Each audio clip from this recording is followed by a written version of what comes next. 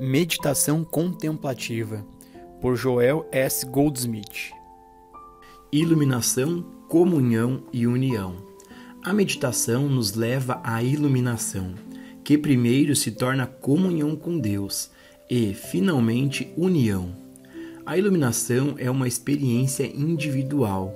Não está relacionada de nenhum modo com a observação externa ou alguma forma de adoração. Depende exclusivamente de nossa consciência, de nosso relacionamento com Deus. É uma experiência única que acontece no interior de todos, separados e além de todos os demais.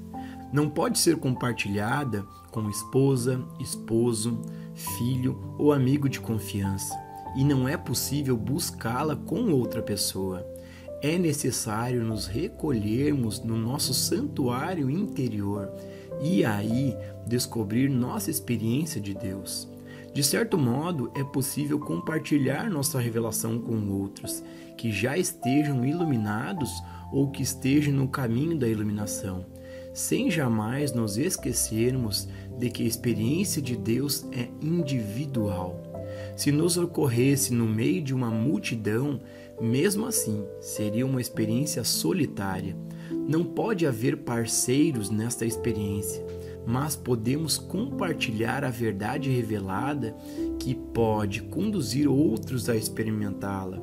E se tivermos um grau suficiente de iluminação, podemos ajudá-los a elevar-se ao ponto onde também possam experimentar Deus. Mas daí em diante não podemos ir, uma vez que a experiência em si deve ocorrer dentro deles. Ninguém deve tentar ensinar ou compartilhar a verdade que lhe foi revelada até que tenha estabelecido dentro de sua própria consciência e tenha, portanto, adquirido um pouco de luz. Depois disso, saberá como, quando, onde e sob que circunstâncias deveria compartilhar esta revelação. Deus lhe revelará o papel e a forma em que deverá atuar. A iluminação é possível a todo indivíduo na proporção da intensidade de seu desejo por ela, mas enquanto está se esforçando para fazer contato com Deus, faria bem em manter essa primeira faísca escondida do mundo, até que se transformasse numa chama. Após os primeiros vislumbres de iluminação, o estudante sábio mantém esse Cristo recém-nascido bem dentro de seu peito, escondido do mundo. Em sentido figurado, ele desce ao Egito para esconder o Cristo criança. Não fala dele e de nenhuma forma revela ao mundo, porque o mundo, em sua ignorância e insensatez, pode tentar danificá-lo e arrancá-lo, destruindo a própria confiança e certeza em sua presença e em seu poder. Por esta fé, o mundo o crucificaria sem hesitação, porque sempre procura destruir o Cristo. Desde as primeiras escrituras conhecidas pelo homem ao longo dos séculos, as profecias dizem que, quando quer que o Messias venha, será crucificado. Há na natureza humana algo que não deseja ser destruído, e este algo sabe que o único poder que pode aniquilar a maldade, a arrogância e o egoísmo é reconhecer a presença e o poder do Cristo. É necessário manter segredo. Esta é a única coisa que não nos atrevemos a contar ao mundo, pois no momento em que o mundo perceber em uma pessoa a pura devoção a Cristo, irá ridicularizá-lo e tentar demovê-lo de suas crenças. O anticristo, ou a sugestão de um eu separado de Deus, entra com a sutileza de uma serpente para semear a dúvida e minar a fé. Deve-se, portanto, manter segredo, até que chegue um momento em que a consciência crística se desenvolva, a ponto de tornar-se arraigada e alicerçada na consciência, como a própria atividade de vida diária. Podemos então enfrentar o mundo e revelá-lo, não estando preocupados ou afetados por qualquer abuso ou dúvida que o mundo possa lançar sobre nós. Apenas quando estamos apresentando o Cristo ao mundo é que nós mesmos estamos em perigo de perdê-lo. Mas quando Cristo assume definitivamente, ele se apresenta ao mundo em segredo, gentil e tão silenciosamente que ninguém o reconhece ou sabe que ele é, apesar de sentir sua influência. Após o primeiro vislumbre da iluminação, muitas tentações nos rodeiam. Mesmo Jesus enfrentou a tentação da carência, da fama e do poder pessoal. A tudo resistiu e venceu.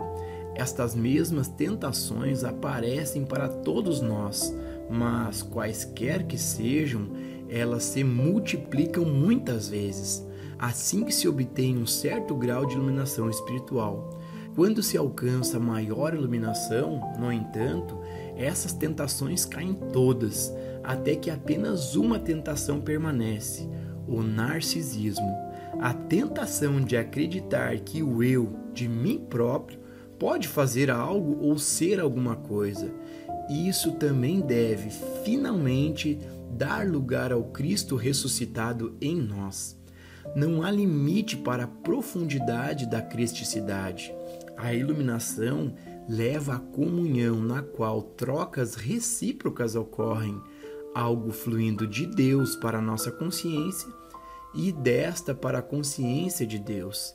É a meditação mais profunda do que tem sido experimentado até agora, mas não somos nós que a conduzimos. Deus é quem a conduz. Não pode vir à tona nem ser forçada por qualquer esforço nosso. Podemos sim ser pacientes e esperar por isso.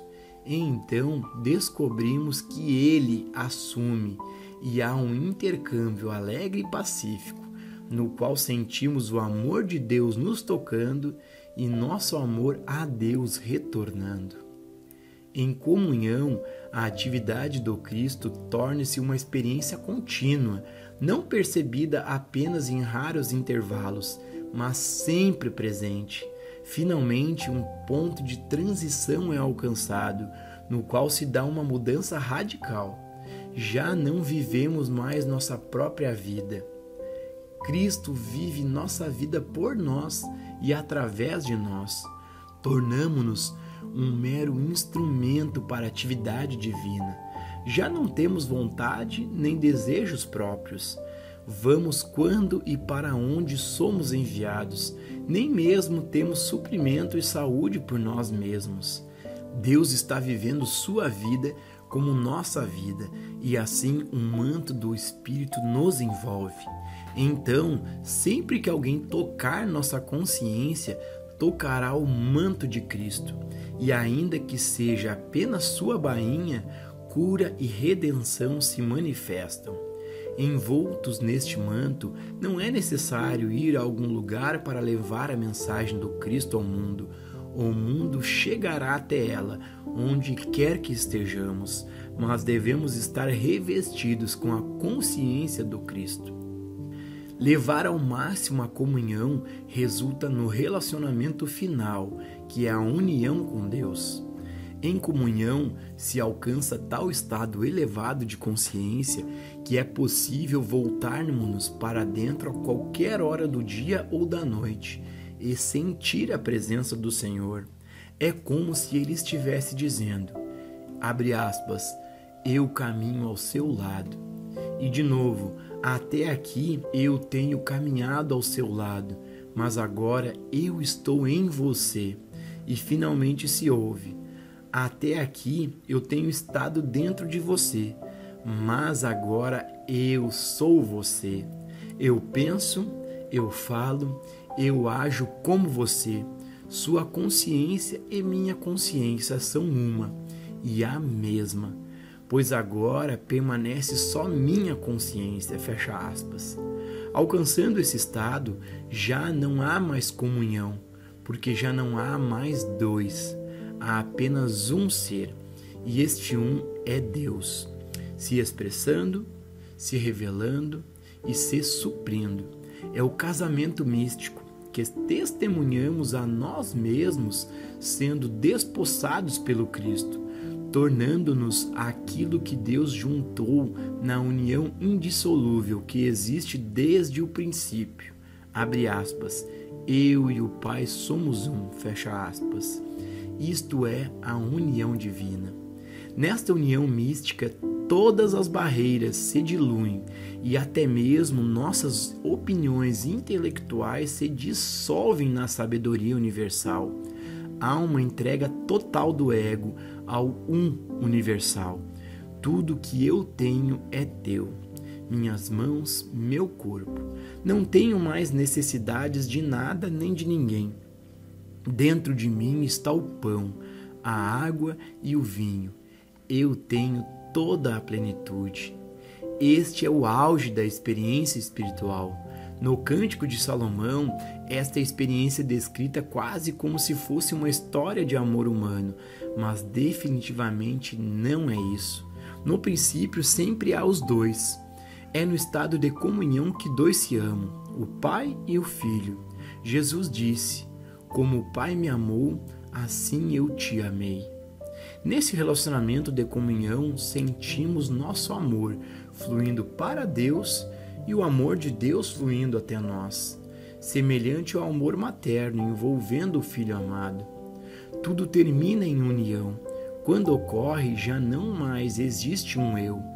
Há apenas Deus, e ao contemplarmos o mundo, vemos apenas o que Deus vê. Sentimos só o que Ele sente, pois não há outra individualidade. Não há você, não há eu. Há apenas Deus. Esses momentos de união são inestimáveis. São poucos, mas são preciosos porque revelam o mundo tal como ele é. Se é possível experimentar essa união por alguns dias, ou mesmo por uma hora, é possível experimentá-lo para sempre. Basta não atrapalharmos. Virá o dia quando a terra estará tão cheia da presença do Senhor que não haverá mais sentido mortal ou material da existência. A iluminação dissolverá toda a sombra projetada pelo indivíduo que se intrometeu entre o sol e seu raio de luz.